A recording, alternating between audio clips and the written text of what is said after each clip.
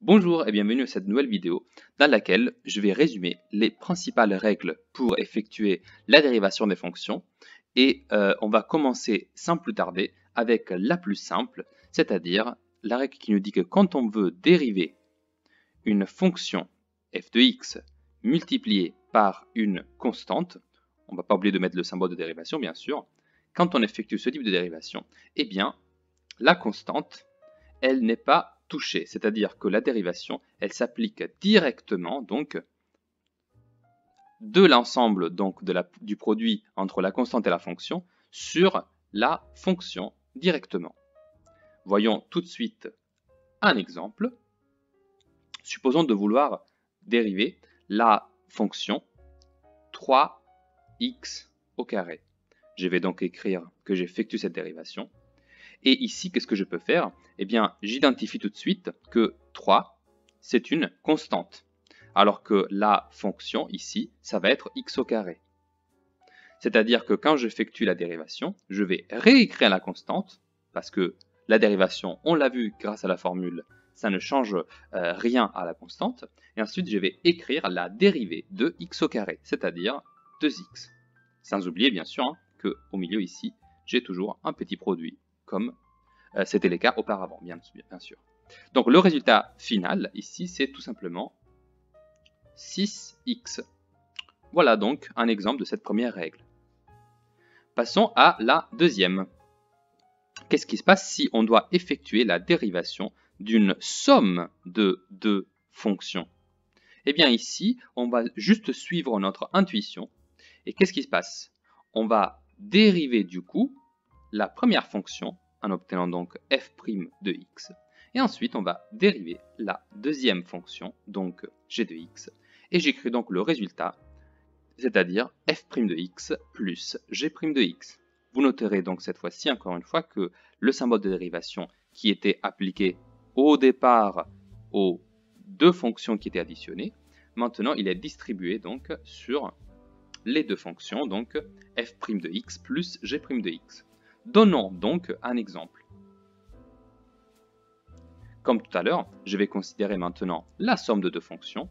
Par exemple, je vais prendre 4x au cube plus 1 sur x, entre parenthèses, symbole de dérivation.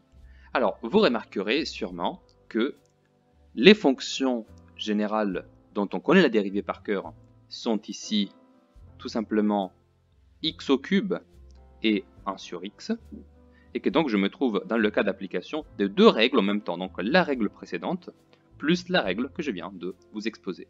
Et donc, qu'est-ce que cela veut dire? Ça veut dire que quand je vais dériver, je vais faire très attention à appliquer la première règle sur le premier morceau, donc 4x au cube, que je vais dériver dans un instant. Vous voyez, je fais la dérivée étape par étape, plus la dérivée de 1 sur x. Alors ici, il n'y a pas de règle à appliquer auparavant, donc je dérive directement. Et donc je vais juste écrire la dérivée de 1 sur x, c'est-à-dire moins 1 sur x au carré. Vous voyez que à l'extérieur des parenthèses, il n'y a pas de dérivation, bien sûr. Donc j'écris que cela correspond à quoi? Alors maintenant, j'applique comme auparavant la règle de dérivation sur le produit d'une constante par une fonction. Autrement dit, ici visiblement la constante c'est 4 et la fonction c'était x au cube. N'oublions pas de refermer. Et donc quand je vais dériver, je réécris la constante, 4 donc, multipliée par la dérivée de x au cube, donc 3x au carré. Voilà. Et donc, plus et moins, ça donne moins. Moins 1 sur x au carré. Super. Je peux retirer les parenthèses. Et donc, tout ce qui reste, finalement, c'est 12x au carré moins 1 sur x au carré. Voilà donc pour notre deuxième exemple. Mais arrivons donc à la troisième règle de dérivation. On a étudié la somme, on va maintenant s'occuper de la multiplication. Quelle est donc la dérivée de la multiplication entre f de x et g de x? J'ai écrit ici le symbole de dérivation, et donc j'écris que cette dérivée, elle est égale à f' de x fois, attention, non pas la dérivée de g cette fois-ci, donc g de x tout court, auquel je vais additionner exactement la même chose, mais la dérivée effectuée dans l'ordre inverse. Cette fois-ci, donc, je dérive f et g chacune une seule fois, et j'effectue le produit avec l'autre fonction non dérivée, et ensuite j'additionne le tout. Donc juste pour mettre bien en évidence où sont les dérivations, donc ça c'est la dérivation du produit, qui est égale donc à la dérivée de la première fonction fois la deuxième fonction non dérivée, suivie donc par la somme de la première fonction que je laisse sans modification, suivie par la dérivée de la deuxième fonction.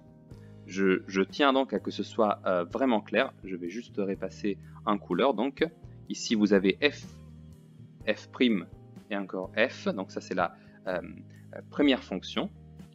Et ensuite maintenant vous avez ici g, g' et ici la fonction g. D'accord ? Je veux que ce soit vraiment clair. Ici je les ai laissés tout le temps dans le même ordre. Je veux que vous voyez très clairement où sont les dérivés. Donc on va maintenant voir un exemple d'une telle dérivation, juste en dessous de l'exemple précédent. Et donc je vais écrire que je veux effectuer maintenant la dérivée de racine de x fois e à la puissance x. Voyons donc deux nouvelles fonctions qu'on va maintenant dériver. Je vous rappelle, avant de commencer, qu'on connaît quelles sont les dérivées de, disons que la racine de x, je vais l'écrire en bleu, et l'exponentielle, je vais l'écrire en rouge, pour que ce soit bien clair. Donc je sais que la racine carrée de x, sa dérivée à elle, ce n'est rien d'autre que 1 sur 2 racines carrées de x. Ça fait partie du cours. Et ensuite, je sais que la dérivée de la fonction exponentielle, eh bien, c'est la meilleure dérivée parce que ça ne change rien à la fonction elle-même. Donc la dérivée de l'exponentielle, c'est l'exponentielle. Super. Donc maintenant, quand j'effectue cette dérivation, je vais me servir des deux dérivés que j'ai écrits juste auparavant. Et donc je vais écrire que ici j'ai la dérivée de la première fonction, donc 1 divisé par 2 racines carrées de x, multiplié par la deuxième fonction que je n'ai pas dérivée du tout, donc c'est e à la puissance x, à ce produit je vais additionner. Maintenant je vais écrire du coup la première fonction non dérivée, cette fois-ci, et la deuxième fonction, maintenant dérivée. Donc ce serait la dérivée de e à la puissance x, autrement dit, comme on a vu tout à l'heure, toujours e à la puissance x. Voilà, je veux juste remettre en valeur les rôles joués par les fonctions. Ici, vous avez racine de x, sa dérivée, et encore une fois racine de x.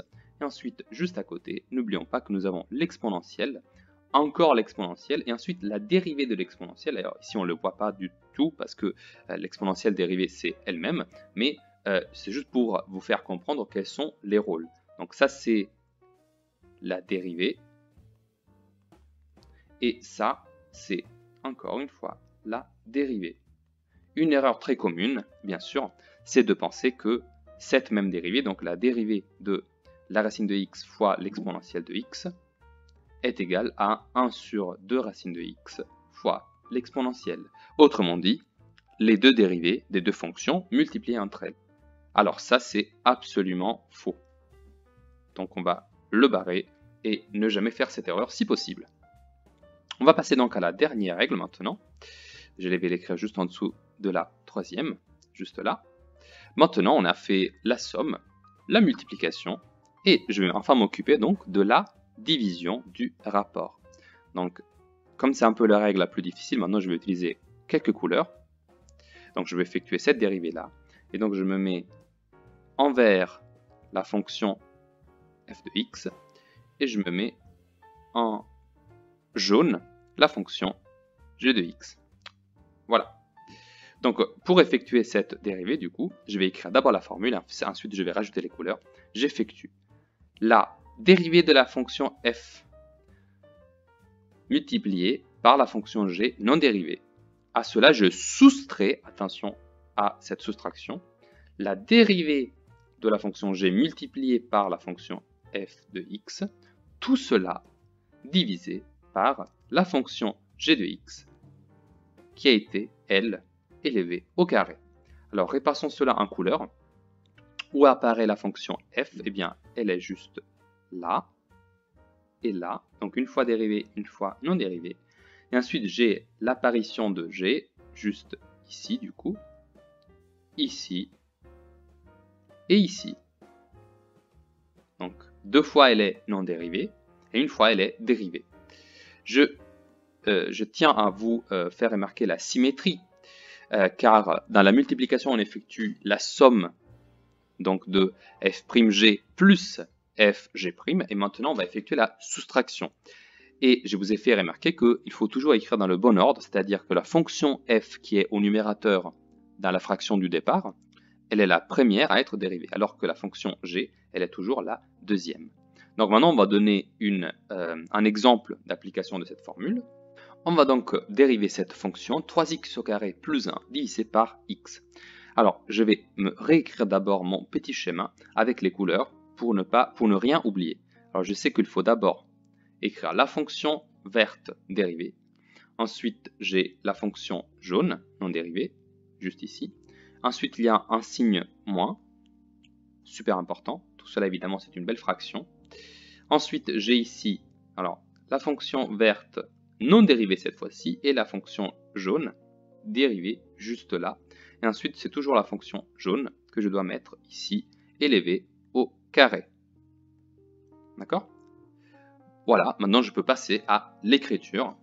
Je vais donc écrire d'abord la dérivée de la fonction 3x au carré plus 1. Alors, comme je maîtrise mieux les règles et que c'est surtout la même fonction que nous avons rencontrée auparavant, à laquelle j'ai juste additionné plus 1, je vais d'abord écrire ici la dérivée de 3x au carré plus 1, c'est-à-dire juste 6x, qui est multipliée fois la fonction qui se trouve au dénominateur non dérivé. Et maintenant, je vais mettre la dérivée de la fonction au dénominateur, donc juste 1, multiplié par la fonction qui était au numérateur non dérivée, donc vraiment je n'ai rien touché. Et en bas je vais mettre du coup la fonction du dénominateur, donc x élevé au carré. Maintenant je réécris donc le résultat de ce calcul, 6x fois x ça donnera 6x au carré, auquel je soustrais du coup 1 fois évidemment 3x au carré plus 1, donc tout simplement moins 3x au carré plus 1. Tout de cela divisé par x au carré. J'écris encore un petit passage, et donc je fais 6x au carré moins 3x au carré, et attention, le moins il est distribué sur le 1, donc moins 1. Tout cela divisé par x au carré. Voilà, et bien cela va être égal à 6x au carré moins 3x au carré, donc ça fait 3x au carré moins 1, le tout divisé par x au carré. Ça c'est donc mon résultat définitif, il mérite d'être encadré. Voilà. Et donc, ça c'était un exemple de la dérivation d'une fraction, autrement dit, d'un quotient entre deux fonctions. Voilà, c'est le moment de la fin de cette vidéo. Je vous affiche donc juste à la fin tout ce que nous avons fait. Donc, on a les règles de la dérivation suivies par des exemples, un exemple pour chacune des 4 règles. Je tiens à, encore une fois, vous montrer, afficher à l'écran quelles sont les 4 règles que nous avons étudiées aujourd'hui. Donc, nous avons la dérivée du produit entre une constante et d'une fonction. Nous avons la dérivation d'une somme entre deux fonctions. Nous avons la dérivation d'une multiplication entre deux fonctions. Et nous avons la dérivation d'une division entre deux fonctions. Voilà, je vous remercie pour votre attention et je vous dis à bientôt pour une nouvelle vidéo.